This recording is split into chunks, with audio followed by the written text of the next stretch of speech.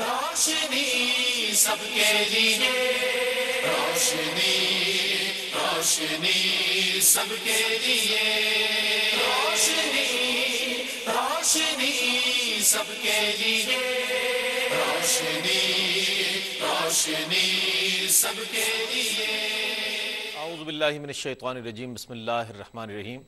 नाज़रीन गिरामी अस्सलामु अलैकुम, मैं हूँ आपका मेज़बान मोहम्मद रईस अहमद और आप देख रहे हैं प्रोग्राम रोशनी सबके लिए। इस प्रोग्राम के साथ हम हाजिर होते हैं, एक मौजू का इंतखाब करते हैं, मुमताज़ व मारूफ उलमाए दीन, मुफ्तियान दीन और स्कॉलर्स हज़रात को मदऊ करते हैं, उनकी खिदमत में सवालात पेश करते हैं और उन सवालात के ज़रिए कोशिश करते हैं कि हमारे मौजू को हम डिस्क्राइब कर सकें, उसकी वजाहत कर सकें और उससे मुताल्लिक़ मुफीद मवाद जो है वो आप तक पहुँचा सकें उलमाए दीन के ज़रिए। नाज़रीन, आज जो हमारे प्रोग्राम का मौजू है वो है इस्लामी तहज़ीब। इस हवाले से हम इंशाअल्लाह बात करेंगे। तहज़ीबों के हवाले से हम देखते हैं तो मुख्तलिफ़ अक़वाम की मुख्तलिफ़ तहज़ीबें जो हैं वो तारीख़ का हिस्सा हैं। बड़ी बड़ी अक़वाम गुज़री अपनी बड़ी रिच तहज़ीबों के साथ और उसके साथ साथ वो वाक़यात अब भी तारीख़ का हिस्सा हैं। हम ये देखते हैं कि जब तारीख़ पढ़ते हैं तो अक़वाम के जहाँ वाक़यात सामने आते हैं तो उनकी तहज़ीबों का मंज़र भी हमारे सामने आता है कि वो किस तरीक़े से अपनी रोज़मर्रा ज़िंदगी गुजारते थे। तहज़ीब की जहाँ तक तारीफ़ की गई उसमें बहुत सारे ये लोग ये भी कहते हैं कि इसका हम माने लफ्ज़ जो है वो कल्चर है और तहज़ीब का जो लफ्ज़ है उसके कई मायने मफ़ाहीम सामने आते हैं, जिसमें इस्लाह करना और तामीर करना, बेहतर करना और कई ऐसे इस तरीक़े से हम ये देख सकते हैं कि तहज़ीब किन मानों में है। आज इंशाअल्लाह बात करेंगे इस हवाले से। हर तहज़ीब कोई ना कोई नज़रिया रखती है, बुनियादी फ़िक्र रखती है और वो नज़रिया और वो फ़िक्र जो है वो बराह रास्त समाज पर असरअंदाज होती है। तो इस हवाले से इंशाअल्लाह हम बात करेंगे कि इस्लामी तहज़ीब जो है उसको हम इंशाअल्लाह आखिर में कंक्लूजन जब पेश करेंगे तो इंशाअल्लाह उस पर भी बात करेंगे। आज हमारे साथ मौजूद हैं मुमताज़ व मारूफ रिलीजियस स्कॉलर, हमारे प्रोग्राम का हिस्सा हुआ करते हैं माशाअल्लाह, हफ़्ते में एक दिन ज़रूर हमारे साथ तशरीफ़ फरमा होते हैं। प्रोफेसर डॉक्टर नूर अहमद शाहताज साहब, मुमताज़ व मारूफ एक रिलीजियस स्कॉलर जिनकी मुतअद्दिद किताबें मंज़र आम पर आ चुकी हैं माशाअल्लाह और बड़े ही अहम मौज़ूआत पर आपकी कुतुब मौजूद हैं। डॉक्टर साहब अस्सलाम वालेकुम। वालेकुम अस्सलाम व रहमतुल्लाह। मैं खुश आमदीद कहूँगा डॉक्टर साहब आपको अपने प्रोग्राम में। हमारे साथ मौजूद हैं अहद हाज़िर के एक और मुमताज़ व मारूफ रिलीजियस स्कॉलर, मेरे प्रोग्राम का हिस्सा हुआ करते हैं और माशाअल्लाह बहुत खूबसूरत अंदाज़ तकल्लुम रखते हैं, वक़ी मुताला रखते हैं। डॉक्टर महबूबुल हसन बुखारी साहब हमारे साथ मौजूद हैं। डॉक्टर साहब अस्सलाम वालेकुम। जी वालेकुम अस्सलाम। और आपके साथ तशरीफ़ रखते हैं मुमताज़ व मारूफ आलिम दीन, हमारे प्रोग्राम में गाहे बगाहे तशरीफ़ लाते हैं। बहुत उम्दा आपका अंदाज़ है और इसके साथ साथ माशाअल्लाह वक़ी मुताला है। तारीख़ इस्लाम के हवाले से हमारे मेहमान हैं अल्लामा क़ारी इसहाक़ अल-मदनी साहब। क़ारी साहब अस्सलाम वालेकुम व रहमतुल्लाहि व बरकातुहू। डॉक्टर साहब आपसे आगाज़ करते हैं, ये फरमाइएगा किसी भी तहज़ीब के बुनियादी अनासिर होते हैं, तो इस हवाले से मैं चाहूँगा कि आप इब्तिदा में कुछ ऐसी गुफ्तगू फरमा दीजिए ताकि हम इस गुफ्तगू को जो है मज़ीद आगे लेकर चलें और उसके फिर ज़िमनी जो पहलू हैं और मज़ीद जो जहते हैं उस पर बात कर सकें। जी बिस्मिल्लाहिर रहमानिर रहीम। जैसा कि आपने कहा कि तहज़ीब के मुख्तलिफ़ मानी बयान हुए हैं और मुख्तलिफ़ स्कॉलर्स ने और मुख्तलिफ़ फ़िलासफ़र्स ने और तहज़ीब और कल्चर से ताल्लुक़ रखने वाले उलूम के माहिरीन ने इसके मुख्तलिफ़ मानी मुतय्यन करने की कोशिश की है। लेकिन सच्ची बात यह है कि तहज़ीब का और कल्चर का या सक़ाफ़त का कोई हतमी माना मुतय्यन अब तक नहीं हो सका। ये मुख्तलिफ़ नज़रियात हैं, ख़यालात हैं, कोशिश की गई है कि इसको जो है वो बयान किया जा सके। अब जब हम तहज़ीब की बात करते हैं तो बुनियादी तौर पर तो तहज़ीब अरबी का लफ्ज़ है और अरबी के लफ्ज़ के एतबार से अगर देखें तो जैसे आपने कहा कि इसके माने होते हैं किसी चीज़ को संवारना, सुधारना, तराश खराश करके उसको बेहतर बनाना, इस्लाह करना, तो ये सब बात। और जहाँ हम उर्दू में तहज़ीब की बात करते हैं तो इससे उमूमन हम ये मुराद लेते हैं कि किसी कौम का वो एक तवील अरसे का किसी ख़ित्ते में क़याम और उसके वहाँ के तौर अतवार, रहन सहन, फिर उसी में जो उनका कल्चर है, उनकी जो सक़ाफ़त है, वो उस तहज़ीब की नुमाइंदा बनकर हमें बताती है कि वो लोग कैसे थे, वो कौम कैसी थी, उनके अतवार कैसे थे, उनके मामलात कैसे थे, वो कितनी तरक्की याफ्ता थी, या ये कि उनके यहाँ तमद्दुनी कैफ़ियत क्या थी। तो ये सारी बातें हमें किसी कौम का जो कल्चर है या सक़ाफ़त है वो उससे हमें अंदाज़ा होता। और ये भी कि तहज़ीब जब किसी कौम की हम बात करते हैं तो तारीख़ी तौर पर जो साबित शुदा तहज़ीबें हैं वो کوئی 14 سے 17 تہذیبیں ہیں جن کا تذکرہ جو ہے وہ تہذیب و ثقافت کے حوالے سے جو سورسز ہیں، بنیادی مصادر ہیں، ان میں پتہ چلتا۔ مختلف تہذیبوں کے حوالے سے جب ہم بات کرتے ہیں تو تہذیب کیسے بنتی ہے، یہ مختلف تہذیبیں کیسے وجود میں آئیں، کیسے بنی؟ تو تہذیب اسی طرح سے بنتی ہے کہ اب شروع میں اگر آپ دیکھیں تو انسان واحد تھا، پھر اللہ تبارک و تعالیٰ نے جیسے کلام حکیم میں کہا کہ پھر اس میں سے ہم نے جو ہے وہ وَبَثَّ مِنْهُمَا رِجَالًا كَثِيرًا وَنِسَاءً، بہت سارے لوگ اس نے مرد و خواتین پیدا کیے، پھر ایک معاشرہ تشکیل پائے۔ اس معاشرے نے جہاں کہیں اس کا وجود تھا، اس جگہ کو ظاہر سی بات ہے کہ اس نے آباد بھی کیا، وہاں اس نے رہنے کے لیے اپنی ضروریات زندگی جو تھیں ان کو بھی دیکھا، کچھ چیزیں شروع کے انسانوں نے ایجاد کی، اور جیسے ہم کہتے ہیں ضرورت ایجاد کی ماں ہے، تو تہذیب بھی ایک طرح سے ان کی ایجاد تھی پہلے لوگوں کی، انہوں نے اس کو ایجاد کیا۔ اور ایجاد یعنی ایک چیز کا ایجاد کرنا یہ ہوتا ہے کہ اس کا کوئی نقشہ، کوئی ڈرائنگ، اس کا کوئی اسکیچ آپ کے ذہن میں ہے اور اس کے مطابق آپ اس چیز کو تیار کر رہے ہیں، لیکن وہاں تو ایسی کوئی بات نہیں تھی۔ اچھا ڈاکٹر صاحب، یہاں ایک چیز میرے ذہن میں یا میرے جیسے اسٹوڈنٹس کے ذہن میں آتی ہے، کیا تہذیب ہم اس کو کہہ سکتے ہیں کہ جو انسان طرز زندگی اختیار کر لے وہی تہذیب بن جاتی ہے؟ جی ایسا ہے کہ طرز زندگی ایسا کہ جس پر جو ہے پھر ایک من حیث القوم، پوری قوم جو ہے وہ مجتمع ہو، جس پر پوری قوم اتفاق کر لیتی ہے، جی تو اس پر جب پوری قوم اس پر اتفاق کر لیتی ہے اور ایک طویل عرصے تک معاملات اسی ڈگر پہ چلتے رہتے ہیں، تو ہم کہتے ہیں کہ یہ اس قوم کی مثال کے طور پہ ہم کہتے ہیں کہ یہاں ہم سندھ میں ہیں تو سندھ میں موئنجو دڑا اور ہڑپا کی جو تہذیبیں ہیں، اگر ہم ان کو دیکھتے ہیں تو ہمیں یہ اندازہ ہوتا ہے کہ ان کے ہاں ان کے رہائش کے جو انتظامات تھے، پانی کا ان کا نظام، سرائیں، مسافروں کے لیے ان کا کیا طریقہ کار، سواریاں کیا تھیں، کس نوعیت کا حکمرانی کیسی تھی، اقتدار کیسا تھا، علی حاصل قیاس، یہ مختلف چیزیں ہمیں اس تہذیب کی جب پتہ چلتی ہیں تو ہمیں اندازہ ہوتا ہے کہ ایک طویل عرصے تک لوگوں کا طرز زندگی یہ تھا۔ تو وہ طرز زندگی، وہ طرز معاشرت جس کو لوگ اختیار کر لیتے ہیں، ہم کہتے ہیں یہ اس قوم کی تہذیب رہی ہے، اور اس تہذیب کو ریپریزنٹ کرتا ہے، جیسے میں نے کہا، پیش کرتا ہے ان کا کلچر، ان کی ثقافت، ان کی ثقافت سے یہ انداز۔ اچھا یہ ہو سکتا ہے کہ کسی ایک تہذیب میں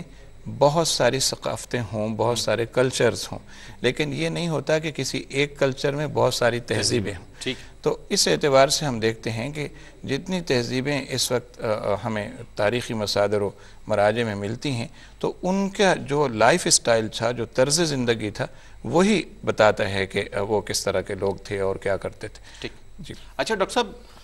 ایک چیز تو یہ ہے کہ جو تہذیبیں عہد با عہد سفر کر رہی ہیں، کیا وہ اپنا اثر جو ہے آنے والے دور پر بھی مرتب کر رہی ہے؟ اور دوسری بات میں یہ پوچھنا چاہوں گا کہ ہر تہذیب جو ہے وہ ایک نظریہ رکھتی ہے، بنیادی نظریہ رکھتی ہے، وہ کیا نظریات ہوتے ہیں کہ جن نظریات کی بنیاد پر تہذیب جو ہے وہ جو ہے وجود میں آتی ہے؟ چونکہ ڈاکٹر صاحب نے اس حوالے سے گفتگو فرمایا، میں چاہوں گا اس کو مزید آگے بڑھائیں۔ جی سب سے پہلی بات تو یہ ہے کہ اصولی طور پر اگر ہم یہ دیکھیں تو کوئی پرانی تہذیب یعنی کچھ عرصے کے بعد تک اثر نہیں رکھتی، لیکن یہ ضرور ہو سکتا ہے کہ ایک وقت میں کئی تہذیبیں ہوں اور وہ تہذیبیں اپنی ڈومیننٹ سٹائل آف لائف کی وجہ سے دوسروں کو مات دے دیں۔ اگر اس کی مثال میں اسلامک کانٹیکس میں دوں تو کچھ اس طرح سے دوں گا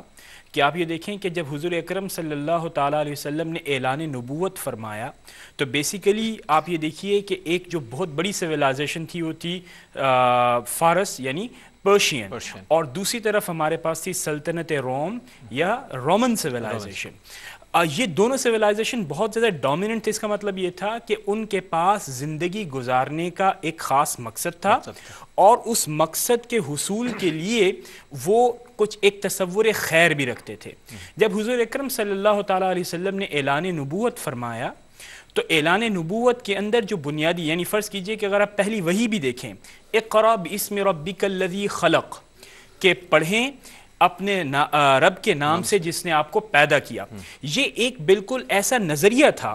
جس نے یہ بتایا کہ یہ جو زندگی ہے یہ اللہ رب العزت نے تمہیں دی ہے. اور اگر آپ اس کو کمپیئر کریں پرشین سویلائزیشن کے ساتھ تو آپ دیکھتے ہیں کہ وہاں پر تو آگ کی پرستش ہوتی تھی اور ایک سویلائزیشنل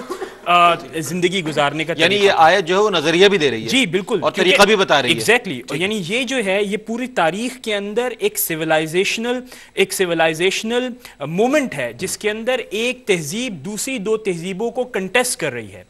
اس کے بعد پھر آپ دیکھیے کہ جب حضور اکرم صلی اللہ تعالیٰ علیہ وسلم نے یعنی اس تہذیبی اصولوں کی دعوت دی تو اس کے بعد پھر اس وقت اس جو نومیڈک کلچر تھا عربز کا اس کے اندر بھی ایک دم سے چیزیں یعنی جسے کہتے ہیں کہ کوشچن ہونا شروع ہوئے کہ یہ کوئی نئی ہے, یہ کوئی نئی بات ہے. اس کا مطلب یہ ہے کہ ایگزسٹنگ سویلائزیشن جو ہیں وہ کوشچن ہو رہی ہیں. اب اس کے بعد پھر آپ یہ دیکھیے کہ جب حضور اکرم صلی اللہ تعالیٰ علیہ وسلم مکے سے مدینہ تشریف لے کر آئے تو ایک اسلامک اسٹیٹ قائم ہوئی. آپ یہ دیکھیے کہ اس کے اندر ایکسپریشن کیا تھا, ایک مسجد کی تعمیر ہوئی, ایک نئی سویلائزیشن. اس کے بعد جو اس کا آرکیٹیکٹ اگر آپ دیکھیں کہ یعنی جو بعد میں بھی ڈیولپ ہوا وہ یہ تھا کہ مسجد میں مغرب کی سمت کی طرف کعبے کی طرف آپ نماز کر رہے ہیں. یہ ایک نیا انداز عبادت تھا اور اس عبادت کے اندر آپ بتاتے تھے کہ صرف ایک خالق کی عبادت ہو رہی ہے. تو الغرض یہ کہ تہذیب بنیادی طور پر اقدار کی نمائندہ ہوتی ہے. نمبر ایک خاص نظریہ زندگی دیتی ہے, اس کا ایک مقصد طے کرتی ہے. آپ یہ دیکھیے کہ اگر آپ پرشین سویلائزیشن کو دیکھیں گے تو اس کے اندر کیا زندگی بعد الموت کا کوئی تصور تھا. اسی طرح رومن سویلائزیشن آپ دیکھیں وہاں پر کیا تھا تو آپ نے یہ دیکھا کہ اسلامک سویلائزیشن جب ایمرج ہوئی تو ایک نئی زندگی کے ساتھ آئی. جو اہم بات ہے وہ یہ ہے کہ جب اس کا ایکسپریشن ہوا تو آپ یہ دیکھیے کیا کیا چیزیں ادارے یعنی بنے. مثال کے طور پر جب یہ دیکھا گیا کہ اللہ رب العزت کی عبادت بنیادی مقصد ہے اور ایک یعنی ریپریزنٹ کرتی ہے تہذیب تو پھر یعنی اس کے ساتھ ساتھ حضور اکرم صلی اللہ تعالیٰ علیہ وسلم کی جو پرسنالٹی تھی ان معنوں میں کہ آپ نبی ہیں وہ ایک سینٹرل ہوگی. اب ان کے ساتھ محبت کے اظہار کے لیے ایک نئی ایکسپریشن ہوا نعت کی فارم میں, یہ اس سے پہلے ایگزسٹ نہیں کرتا تھا. ایک نیا کلچر, ایک نئی سویلائزیشن. اس کے بعد پھر آپ دیکھیں آرکیٹیکٹ یعنی عمارتیں بنانے کا انداز, عمارتوں کا اسٹرکچر, اس کی ڈائریکشن, اس کا بیسک پرپز, ہر چیز طے ہونا شروع. حالانکہ آپ یہ ضرور کہہ سکتے ہیں کہ کیا اس سے پہلے یعنی رومن سویلائزیشن میں عمارتیں نہیں تھیں لیکن اسٹرکچر کا چینج تھا, اس کا بنیادی مقصد کی تبدیلی تھی, اس کے اندر رہنے والوں کا انداز مختلف تھا. تو کہنے کا بنیادی مقصد یہ ہے کہ تہذیب کو ہم اس انداز میں بیان کر سکتے ہیں کہ تہذیب ایک زندگی کو ایک نئے انداز میں اس کو ڈیفائن کرتی ہے, اس کا مقصد طے کرتی ہے, اس کے نتیجے کے اندر اقدار یعنی جیسے عبادت ہے یعنی زندگی گزارنے کا بنیادی مقصد اللہ رب العزت کی عبادت, حضور اکرم صلی اللہ تعالی علیہ وسلم کے قدموں پر چل کر حضور اللہ کی خوشنودی حاصل کرنا اور پھر اللہ کی معرفت حاصل کرنا. یہ وہ بنیادی اقدار ہیں جو کہ اسلامی تہذیب کو دیگر اس وقت کی ایگزسٹنگ سویلائزیشن کے مقابلے میں ممتاز اور جدا کرتی. ایک بات آپ نے سوال میں یہ کہی کہ کیا جو پرانی تہذیبیں ہوتی ہیں ان کے آخر تک اثرات رہتے ہیں؟ بالکل نہیں, ایک ڈومیننٹ سویلائزیشن کے اثرات رہتے ہیں. آپ یہ دیکھیے کہ اسلام چونکہ آج ڈومیننٹ ہے تو پوری انٹائر ورلڈ کے اندر اسلام کے تہذیبی اثرات ہر جگہ آپ کو نمایاں نظر آئیں گے. لیکن کیا اگر آپ سوال کریں کہ پرشین سویلائزیشن کیا آپ کو ایگزسٹنٹ ملیں گی؟ بالکل نہیں ملیں گی. اسی طرح آپ کہیں کہ اب رومن سویلائزیشن کیا آپ کو کچھ یعنی چیزیں ملیں گی تو گاہے بگاہے کونے میں پڑیں گی لیکن ڈومیننٹ انداز میں نہیں ملیں گی. تو تہذیبیں جب زندہ ہوتی ہیں, اپنی طاقت کا ایکسپریشن کرتی ہیں تو وہ زمین کے اوپر مختلف اثر و رسوخ رکھتی ہیں. لیکن جب تہذیبیں مر جاتی ہیں تو نئے انداز زندگی, اس کا ایکسپریشن ایک نئے انداز میں سامنے آتا ہے اور وہ وہی ہوتا ہے جب تک کہ وہ پاورفل اور اپنا ایکسپریشن کرتی ہیں. ٹھیک ہے ناظرین گرامی, آج اسلامی تہذیب کے حوالے سے بات ہو رہی ہے. بہت عمدہ موضوع ہے اور بہت خوبصورت ماشاءاللہ جوابات ہمیں مل رہے ہیں. علامہ اسحاق مدنی صاحب ہمارے ساتھ موجود ہیں. علامہ صاحب یہ فرمائیے گا کہ کیا اقوام کی جو تہذیب ہے, میں آپ سے جواب لوں گا ایک بریک کے بعد, اقوام کی جو تہذیب ہے کیا ان کی ویلیوز کا تعین کرتی ہیں, اقدار کا تعین بھی تہذیبیں کیا کرتی ہیں کسی قوم کی؟ اس حوالے سے میں آپ سے جواب لوں گا. ناظرین گرامی ایک مختصر سا وقفہ ہے, وقفے کے بعد حاضر ہوتے ہیں, ہمارے ساتھ رہیے گا. خوش آمدید ناظرین, اسلامی تہذیب آج ہمارا موضوع ہے اور اسلامی تہذیب کے بنیادی عناصر جو ہے اس حوالے سے بات ہوئی, نظریات کے حوالے سے بات ہوئی, مختلف اقوام کی تہذیبوں کے اور ان کے رہن سہن کے حوالے سے بات ہوئی اور بڑی جو اقوام گزری ہیں ان کی تہذیبوں کے حوالے سے ڈاکٹر صاحب نے بہت خوبصورت کلام فرمایا. میں نے سوال پیش کیا تھا علامہ صاحب, میں چاہوں گا اس کا جواب عنایت. بسم اللہ الرحمن الرحیم. جہاں تک ہم یہ بات کریں مختلف تہذیبوں کی کہ وہ ان کی اقدار بن جاتی ہیں، کیا سلسلہ ہوتا ہے؟ تو لازمی طور پر آپ یہ دیکھیے کہ جب ہم مختلف تہذیبوں کی طرف نظر اپنی دوڑاتے ہیں، ان کے ماننے والوں کو، مختلف مذاہب کے ماننے والوں کو، مختلف خطہ زمین پہ رہنے والے لوگوں کو جب معاشرے میں کچھ چیزیں پائی جا رہی ہیں تو وہ نمائندگی کرتی ہیں ان لوگوں کے رہن سہن کے حوالے سے کہ وہ کیا کر رہے ہیں، کیا نہیں کر رہے ہیں۔ ایک مذہب کے ماننے والے کیا ان تہذیبوں کو اپنے ساتھ لے کر اس معاشرے میں ان کی اقدار جو ہے موجود ہے یا نہیں ہے؟ تو آپ یہ دیکھیے چاروں طرف سے آپ اپنی نظر دوڑائیے تو کہیں نہ کہیں آپ کو لازمی نظر آئے گا کہ جہاں پہ مذہب ایک طرف موجود ہے، جہاں پہ کلچر ایک جگہ موجود ہے، وہاں پہ کوئی نہ کوئی تہذیب بھی آپ کو نظر آئے گی۔ اب وہ چاہے مذہب کے ساتھ اس کو ریلیٹ کیے ہوئے ہوں، چاہے وہ اپنے معاشرتی رہن سہن کے لحاظ سے اس کو جو ہے ملائے ہوئے ہوں۔ ہمارے یہاں جو بندگی کا تصور ہے وہ اللہ تبارک و تعالیٰ کی ذات کے ساتھ ہے، لیکن جب آپ دیگر مذاہب کی طرف دیکھیں گے تو وہاں پر دیگر جو معبودان باطل کا تصور ہے وہ بھی ظاہر ہے کہ ان کی تہذیب اور کلچر کا حصہ بن چکا۔ اسی طریقے سے آپ یہ دیکھیے کہ مختلف ممالک کے رہنے والے لوگ جب اپنا رہن سہن وہاں پہ رکھتے ہیں، گزارتے ہیں، تو یا تو ان کی زندگیاں مکمل ہونے کے بعد، یعنی 50 سال 100 سال مکمل ہونے کے بعد ان کی تہذیب میں تبدیلی آنا شروع ہو جاتی ہے۔ جو نظریہ باپ داداؤں کا تھا کیا وہی نظریہ بعد میں رہے گا یا اسے مزید تبدیلی آتی چلی جائے گی؟ تو پھر تبدیلیاں آتی چلی جاتی ہیں۔ ہم قطعی طور پر یہ نہیں کہہ سکتے کہ اس وقت جو نظریہ موجود ہے یہی نظریہ آج سے 800 سال یا مطلب 700 سال پہلے بھی موجود تھا۔ ارتقائی سفر کا سلسلہ جاری ہے، اس میں تبدیلی ہوتی چلی جاتی ہے۔ یہاں یہ بات میں ضرور عرض کروں گا کہ بعض اوقات ایسا ہوتا ہے کہ کچھ خاص چیزیں کچھ خاص اقوام کی یا کچھ خاص چیزیں کچھ مذاہب کی خاص طور پہ حصہ بن جاتا ہے۔ جب بھی وہ بات کہی جائے گی یہی کہا جائے گا کہ یہ فلاں مذہب کا ماننے والا ہے، یہ کلچر کی بات آئے گی تو فلاں قوم کا ذکر جو ہے وہ لازمی طور پہ کیا جائے گا، شناخت بن جاتی ہے ان کی۔ یہاں پہ ایک بات اور میں گزارش کروں کہ دیکھیے انسان کو اللہ تبارک و تعالی نے پیدا فرمایا۔ اب دیکھیے دنیا بھر میں رہنے والے جو انسان ہیں وہاں پہ ایسا نظریہ بھی گزشتہ ادوار میں رہا کہ انسان نے ہی مطلب خدائی ہونے کا دعویٰ کر دیا، خدا ہونے کا، اور اس نے ہی اپنے آگے لوگوں کو جھکنے کا حکم دے دیا۔ تو ظاہر ہے کہ یہ بھی ایک نظریہ تھا جسے پھر اسلام نے آ کے قطعی طور پر باطل قرار دیا۔ اسی طریقے سے مختلف چیزوں کو ماننے والے، مختلف چیزوں کو اپنا معبود سمجھنے والے لوگ پیدا ہو گئے، حالانکہ عبدیت اور معبودیت کا تصور ایک بالکل الگ سے تھا۔ ڈاکٹر صاحب نے جو بات فرمائی کہ ایک اسلام کے آنے کے بعد جو ایک بنیادی طور پہ بہت بڑی تبدیلی آ گئی، کعبۃ اللہ شریف جگہ وہی، عمارت وہی، لیکن پہلے کیا تھا؟ برہنہ طواف کرنا، جانوروں کا خون جو ہے وہ غلاف کعبہ پہ، دیوار کعبہ تک پہ بہا دینا۔ اسلام نے ان چیزوں کو منع کیا۔ بچی کی پیدائش پر وَإِذَا بُشِّرَ أَحَدٌ بِالْأُنثَىٰ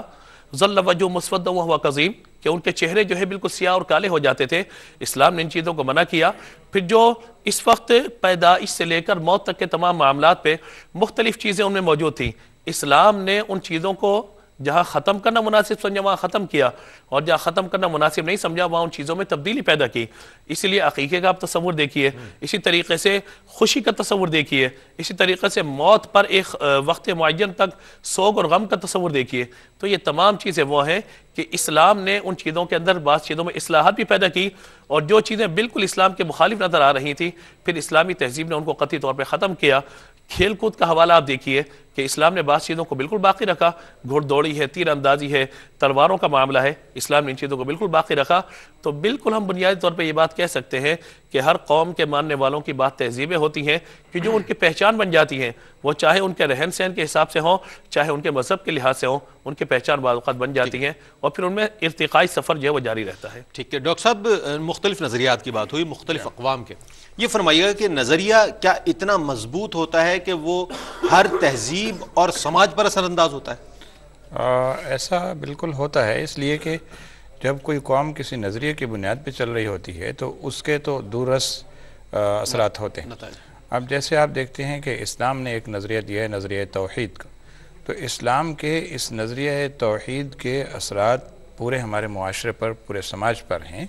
اس لیے کہ جب انسان کے ذہن میں اللہ تبارک و تعالیٰ کی وحدانیت کا تصور ہے، اس کے موجود ہونے کا تصور ہے، تو انسان سماجی طور پر ان تمام برائیوں سے بچنے کی کوشش کرتا ہے جن کا کرنا درست نہیں، اور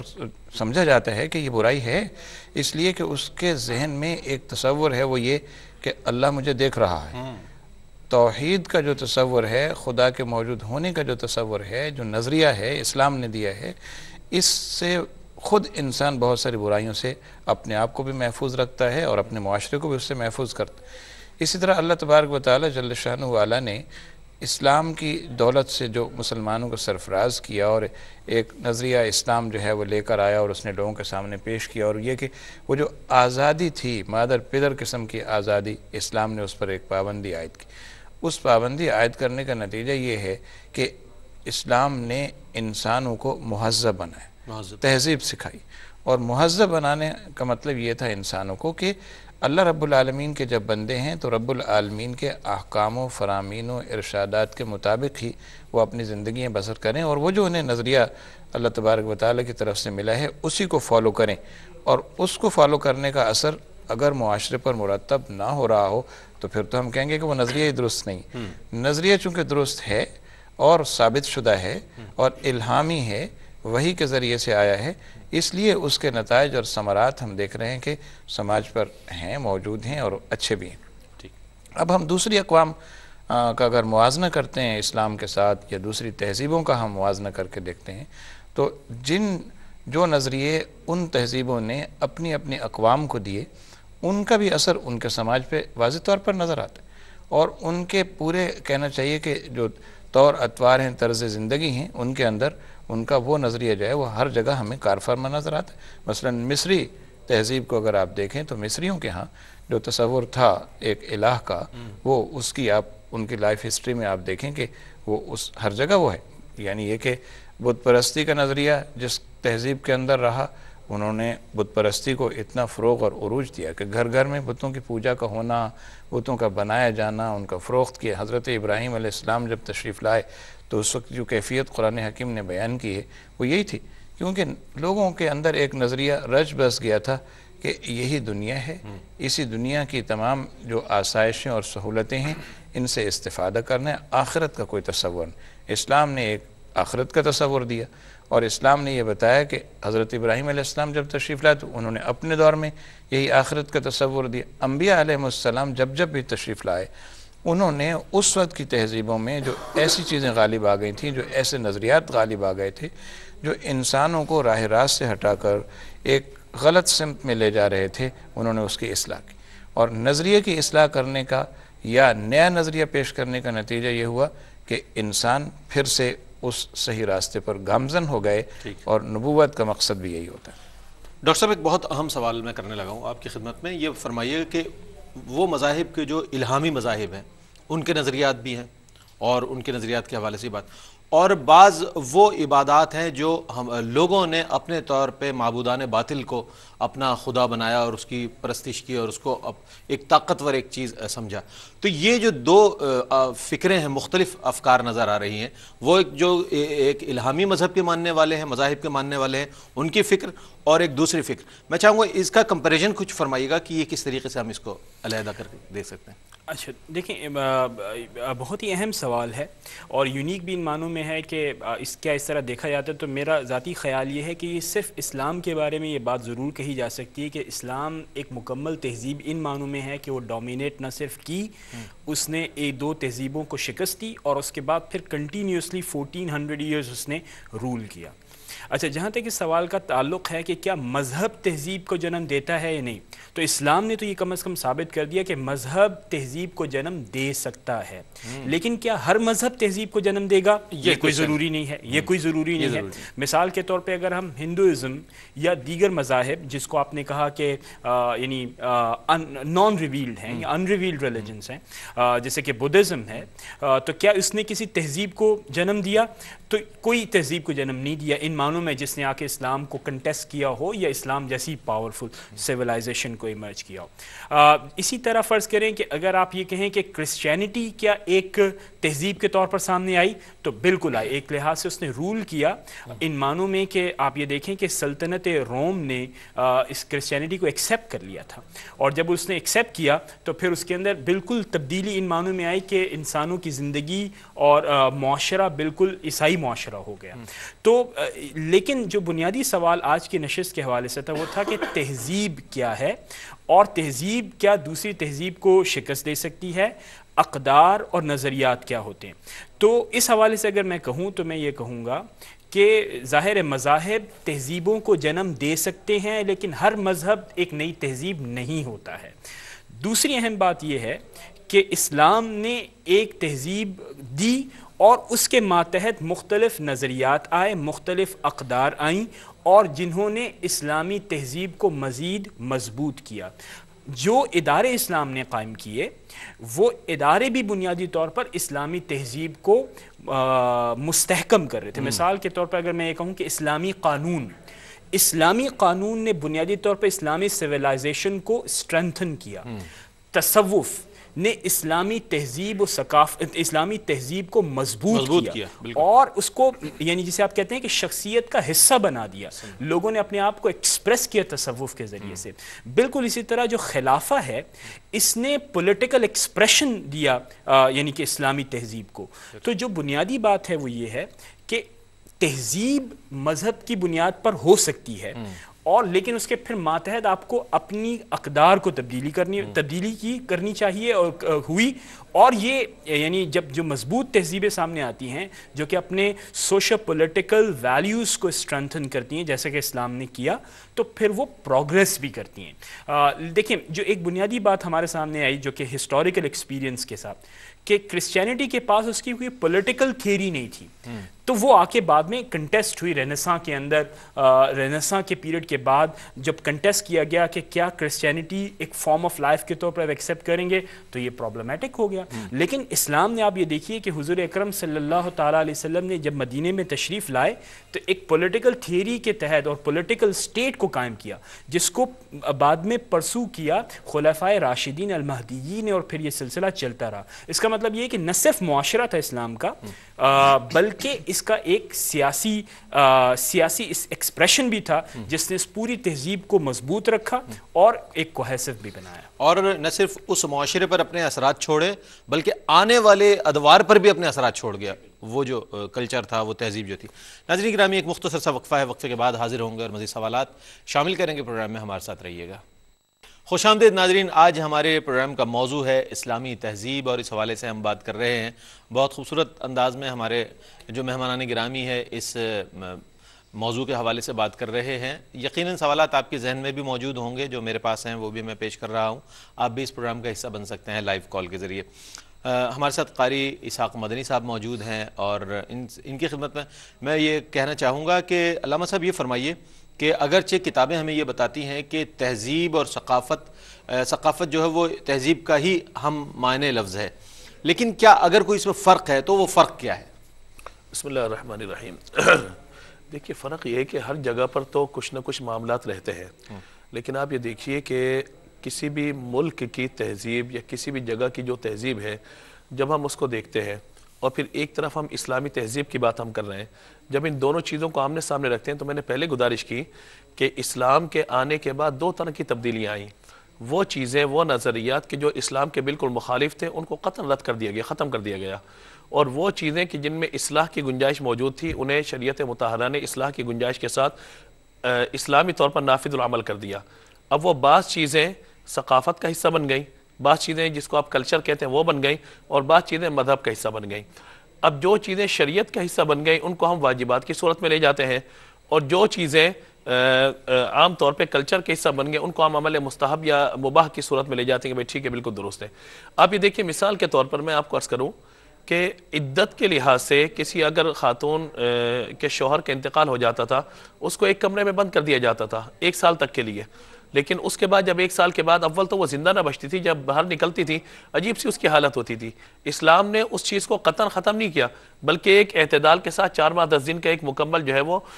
نصاب جو ہے اس کا مقرر کر دیا گیا۔ اسی طریقے سے عقیقے کی میں نے مثال دی ہے، اسی طریقے سے نکاح کے حوالے سے جو اعتدال تھا اس کو شریعت اسلام بالکل ایک دائرے کے اندر لے کر کے آ گئی ہے۔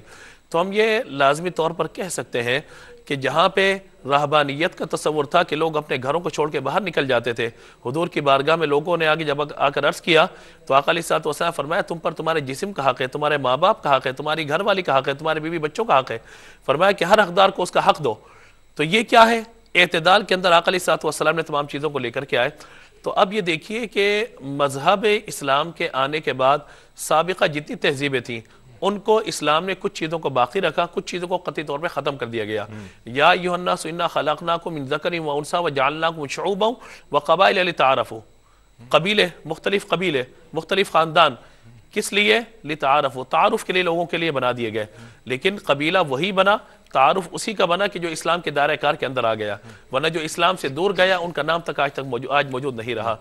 اب آپ دیکھیے کہ فی زمانہ یہ گزارش میں لازمی طور پہ کرنا چاہوں گا کہ کیا اس وقت اسلامی مملکت کے اندر ہم جہاں موجود ہیں، ہمارے مختلف صوبوں کے اندر جو مختلف کلچر موجود ہے،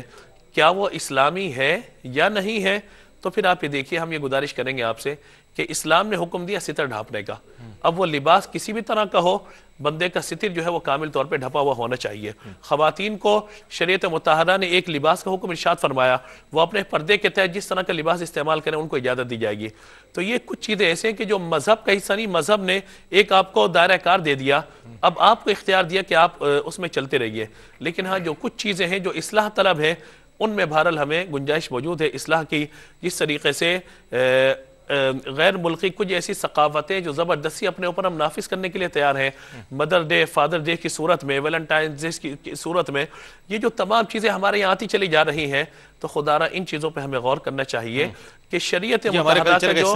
قطعاً کلچر کا حصہ ہو ہی نہیں سکتی یہ چیزیں، نہ اسلامی طور پر نہ ہی مطلب اخلاقی طور پر ہمارے مذہب کا حصہ ہو سکتی ہیں۔ تو جو چیزیں جہاں اصلاح طلب ہیں وہاں پر آج بھی گنجائش موجود ہے کہ ان چیزوں کو پوائنٹ آؤٹ کیا جائے اور ان چیزوں کی اصلاح بہرحال کی جائے۔ ڈاکٹر صاحب، آپ نے ابتدائی جواب میں ارشاد فرمایا کہ کوئی 17 تہذیبیں جن کا آپ نے ذکر فرمایا۔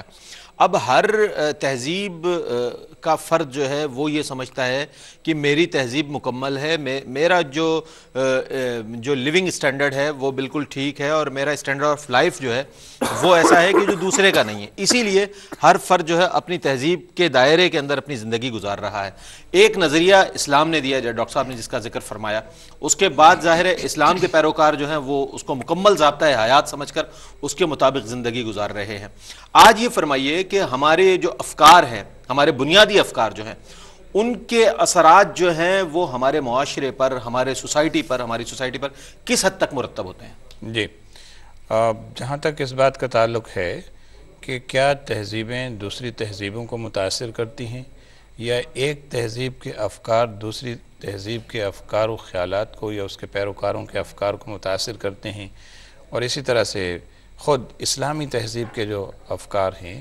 وہ کیا معاشرے پر اثر انداز ہوتے ہیں اور متاثر کرتے ہیں چیزوں کو۔ تو اگر ہم تاریخی اعتبار سے دیکھیں تو یہ بات تو ثابت شدہ ہے کہ افکار و نظریات جو کسی تہذیب کے ہوتے ہیں وہ ضرور متاثر کرتے ہیں چیزوں کو، معاشرے پر اثر انداز ہوتے ہیں۔ اسلام کے جو افکار ہیں، اسلام نے ایک مکمل تہذیب کا، جیسے محبوب بخاری صاحب نے کہا، ایک کانسیپٹ دیا، تصور دیا اور پوری ایک تہذیب بنا کر دکھائی۔ تو اس کے اندر جو افکار ہیں وہ لازمی طور پر معاشرے کے افراد کو متاثر کرتے ہیں۔ اگر وہ معاشرے کے افراد کو متاثر نہ کریں تو اس کا مطلب تو یہ ہوتا ہے کہ پھر اس میں جمود ہو جائے۔ اس میں جمود نہیں ہے، اس میں ارتقاء ہے۔ اسلام کی تہذیب جو ہے، اس کی خوبی تو یہ ہے کہ نہ صرف اس کے افکار مسلمانوں کو متاثر کرتے ہیں بلکہ دوسری اقوام کو بھی متاثر کرتے ہیں، جس کے نتیجے میں آپ دیکھیں کہ وہ اسلام کی طرف آ جاتے ہیں اور اسلام قبول کر لیتے ہیں۔ مثلا سائنس کے حوالے سے ہم دیکھتے ہیں، سائنسی ایجادات کے حوالے سے ہم دیکھتے ہیں کہ اسلامی افکار و نظریات جب ان سائنسدانوں کے سامنے آئے جو سائنسی تجربات سے گزر رہے تھے اور چیزوں کا تھارولی مطالعہ کر رہے تھے، تو انہوں نے جب چیزوں کو دیکھا، انہوں نے کہا اوہو، یہ تو وہی بات ہے جو اسلام نے یا قرآن نے بیان کی ہے اور کہا ہے، یہ تو وہی چیز پروف ہو رہی۔ تو اس کا مطلب یہ کہ اسلام نے جو ایک فکر دی تھی، جو ایک تصور پیش کیا تھا، وہ ان کے اپنے ایکسپیرینسز کے نتیجے میں جب وہ پروف ہونے لگا تو وہ اس سے متاثر ہوئے بغیر نہ رہ سکے اور وہ خود اسلام کے دائرے میں آ گئے اور انہوں نے اس کو قبول کر لیا۔ مسلم معاشرے کے اوپر اور دیگر معاشروں کے اوپر بھی اسلامی افکار و نظریات جو ہیں یہ ان کے اثرات ہوتے ہیں اور اس کے نتیجے میں جو تبدیلیاں رونما ہوتی ہیں وہ ہم دیکھتے رہتے ہیں۔ اسلامی تہذیب کی ایک خاص بات یہ بھی ہے کہ اس کے اندر کہنا چاہیے کہ اپنے اندر لوگوں کو سمونے کا ایک بڑا وہ ہے، یعنی ایک کینوس اس کا بڑا وسیع کہ کسی بھی تہذیب کے لوگ اگر اسلام کو سمجھنے کی کوشش کرتے ہیں، اس کے افکار و نظریات کو سمجھنے کی کوشش کرتے ہیں، تو اس کا دامن یہودیت کی طرح تنگ نہیں ہے کہ وہاں تو یہ ہے کہ کسی کو داخل ہونے کی اجازت ہی نہیں ہے، اور یہاں یہ ہے کہ کسی کے لیے ممانعت ہی نہیں ہے۔ واہ واہ، کوئی بھی حضور صلی اللہ علیہ وسلم کے دامن رحمت میں آنا چاہتا ہے، اسلامی افکار سے متاثر ہو کر اس تہذیب کا حصہ بننا چاہتا ہے، تو یہ اس کو ایکسپٹ کرنے کے لیے تیار ہے۔ اور اسی لیے اسلام جو ہے دنیا کا سب سے زیادہ تیزی سے پھیلنے والا مذہب قرار دیا گیا۔ اس کے علاوہ ایک بات میں عرض کروں گا، جیسے محبوب بخاری صاحب نے کہا تھا کہ تہذیب اور مذہب کے حوالے سے جو بات کی تھی، دیکھیے اسلامی تہذیب تو وہ ہے کہ جس نے مذہب کی قید بھی اٹھا دی۔ اس نے یہ کہا کہ اگر تم ہمارے خطے میں، ہمارے علاقے میں ہماری تہذیب کے اندر بستے ہو، رہتے ہو، اور ہمارے اصولوں کو تم ایکسیپٹ کرتے ہو، مذہب بھلے تمہارا اپنا رہے، ہم تمہیں قبول کرنے کے لیے تیار ہیں۔ کیا بات ہے! تو آپ دیکھیے کہ تاریخ مدینہ ہو یا تاریخ خیبر ہو یا باقی اقوام و ملل کی تاریخ ہو، تو آپ کو یہ بات صاف طور پہ نظر آتی ہے کہ ان کے ساتھ جو معاہدے ہوئے غیر اقوام کے ساتھ، وہ یہ اپنے مذہب پہ برقرار رہو، اصول ہمارے اختیار کر لو، اور اس کا نتیجہ یہ ایک حسن ہے اسلام کا۔ کیا کہنے ڈاکٹر صاحب، میں بہت شکریہ ادا کرنا چاہوں گا آپ کی تشریف آوری کا۔ ڈاکٹر صاحب آپ تشریف لائے، علامہ صاحب تشریف لائے، ماشاءاللہ اسلامی تہذیب کے حوالے سے بات ہوئی۔ ناظرین گرامی، اسلام نے جو نظریہ پیش کیا وہ یہ ہے کہ مسلمان دنیا کے کسی خطے میں ہو، آپ پاکستان میں ہو، ناروے میں ہو یا دنیا کے کسی حصے میں ہو، اگر آپ مسلمان ہیں تو آپ کے لیے ایک تعلیم موجود ہے اسلام کی۔ آپ اسی اگرچہ جغرافیائی وہاں کے اثرات جو بھی ہوں، لیکن آپ کے لیے جو زندگی گزارنے کا اصول ہے وہ اسلام نے دے دیا ہے، وہ قرآن نے دے دیا ہے، وہ نبی کریم علیہ السلام کے حیات مبارکہ نے ہمیں دے دیا ہے۔ دنیا کے کسی حصے میں ہو تو مسلمان بنیادی طور پر ایک قوم کا نام ہے، ایک امت مسلمہ جو ہے وہ ایک ایسی اس کے تصور پیش کرتی ہے اکائی کا کہ جو کہیں پر بھی ہو، اگر کوئی انسان کہیں پر بھی مسلمان نماز پڑھ رہا ہوگا تو اس کا طریقہ ایک ہی ہوگا۔ اسی طرح حج کے لیے جب آئیں گے دنیا سے کہیں سے لوگ تو ایک ہی طریقے سے حج ادا کریں گے۔ تو اسلامی تہذیب کا جو حسن ہے وہ ڈاکٹر صاحب نے آخری بات بہت خوبصورت ارشاد فرمائی کہ یہ سب کو اپنے اندر سمو لیتا ہے۔ میں آخر میں دعا کے لیے گزارش کروں گا ڈاکٹر صاحب سے کہ ہمارے بہت ہی محترم اور بہت ہی مشفق و مہربان حاجی عبدالرزاق یعقوب صاحب جو کہ ARY کے بانی و چیئرمین ہیں، آج ان کے لیے ہم دعائے صحت کریں گے چونکہ وہ کافی عرصے سے علیل ہیں۔ اللہ تعالیٰ نے صحت عطا فرمائے۔ ڈاکٹر صاحب میں چاہوں گا آپ دعا فرمائیں اور پروگرام کا اختتام کریں۔ بسم اللہ الرحمن الرحیم۔ ربنا آتنا فی الدنیا حسنۃ وفی الآخرۃ حسنۃ وقنا عذاب النار۔ رب العالمین ہمارے محترم جناب حاجی عبدالرزاق صاحب کو، جن کے توسط سے یہ سلسلہ خیر مذہبی پروگراموں کا ARY کے حوالے سے جاری و ساری ہے، اے اللہ ان کو صحت کاملہ و عاجلہ سے سرفراز فرما۔ رب العالمین اپنے خصوصی فضل و کرم سے انہیں جلد صحت یابی نصیب فرما، اور جتنے لوگ اس پروگرام میں شامل ہیں، شریک ہیں اور اس دعا کو سن رہے ہیں، میری درخواست ہے کہ سب اس پہ آمین کہیں اور ان کے لیے دعا کہیں، اس لیے کہ کسی اپنے مسلمان بھائی کے لیے دعا کرنا کار ثواب ہے، اجر ہے، تو اس پر ضرور اجر بھی ملے گا، اور اللہ تعالیٰ نہ جانے کس کی دعا قبول کر لے اور ان کو صحت و عافیت ہو جائے۔ رب العالمین ہماری التجاؤں کو قبول فرمائے۔ وآخر دعوانا الحمدللہ۔